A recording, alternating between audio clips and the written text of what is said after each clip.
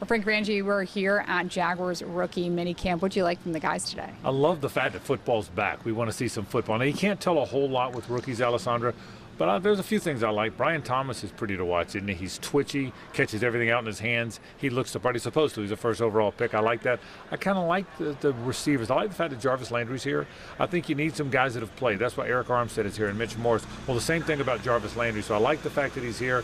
I liked what I saw from those receivers, but it was just fun to have football back, wasn't it? Yeah, well, we talked to head coach Doug Peterson earlier, and he said phase 2, which is right now, is for growth and development of the player. So the guys, they're new to the playbook here, but from what we've seen, seems like a promising performance from quite a few of the guys here. Well, the one thing Doug said is right. These guys don't know. They don't know what an NFL practice feels like. They don't know what an indoor facility looks like. They don't know how you go through your drills.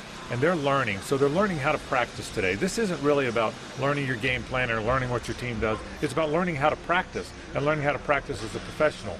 And you could see that. Doug's got a good vibe with these guys. There's a good culture here.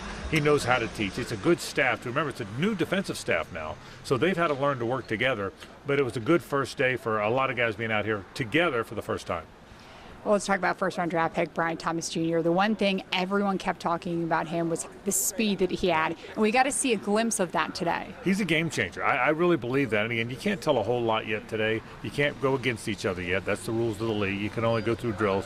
But yeah, he's a big, fast guy, Alessandro. He's 6'3", 6'4", 209, 210, ran 4.33 at the combine, and you can see it. You can see the guys that change directions. The special guys move differently, don't they? And you could see that with Brian Thomas. He's going to be fun to watch for sure.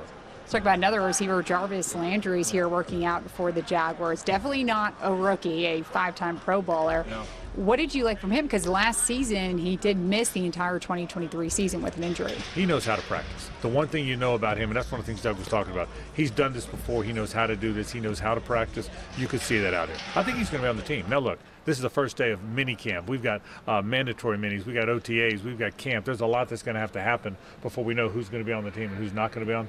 But I like Jarvis Landry's presence. I like the fact that if he makes the team, if one of your top 3 guys goes down, a veteran goes in there, assuming even if he doesn't start, rather than a guy, Parker Washington, Elijah Cooks are good players. Jacob Harris had a good camp, but these are guys that hadn't played. This is a guy that's played a lot of football, and I like the fact that you can go to. I like Jarvis Landry being out here, I really do. Jarian Jones, the FSU player, now with the Jaguars. We got to see him a little bit. He was far away from where the media got to really see, but how do you think that he's assimilated to the NFL level? Yeah, I think he's going to be outside corner. Everyone thinks he's going to be in a nickel, going to be inside because that's what he did at FSU.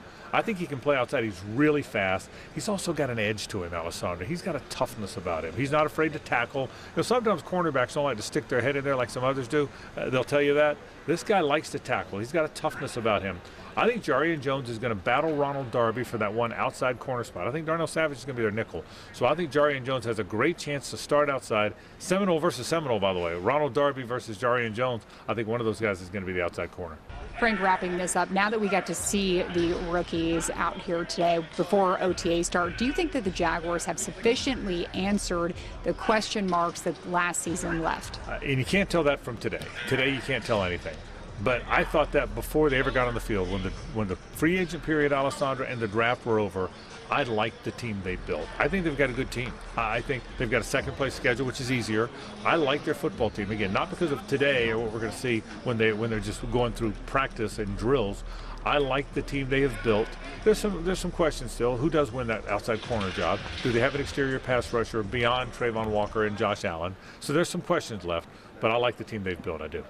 Frank, thank you so much as always, and that's your look at sports.